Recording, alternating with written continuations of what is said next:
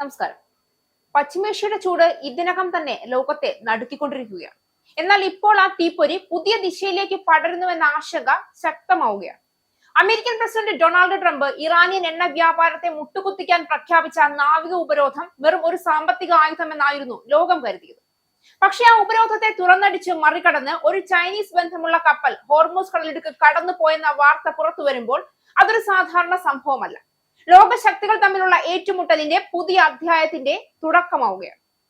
American ഉപരോധമുള്ള rich star എന്ന Chinese ബന്ധമുള്ള കപ്പൽ ഹോർമൂസ് കടലിടുക്ക് കടന്നു പോയതായി ഷിപ്പിംഗ് ഡേറ്റ കാണിക്കുന്നു. ഉപരോധം ആരംഭിച്ചതിനു ശേഷം കടലിടുക്ക് കടന്ന് ഗൾഫിൽ നിന്ന് പുറത്തു കടക്കുന്ന ആദ്യ കപ്പലായിരിക്കും റിച്ച് സ്റ്റാർ എന്ന് LSEG, മറൈൻ ട്രാഫിക്, കെപ്ലർ എന്നിവയിൽ നിന്നുള്ള ഡേറ്റകളെ ഉദ്ധരിച്ച് റോയിട്ടേഴ്സ് ആണ് റിപ്പോർട്ട് ചെയ്തത്.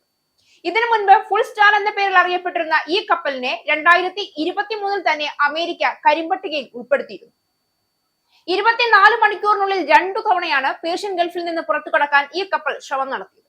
ഉപരോധം പ്രാബല്യത്തിൽ വന്നതിന് തൊട്ടു പിന്നാലെയായിരുന്നു ഈ അസാധാരണ നീക്കങ്ങൾ നടന്നത്.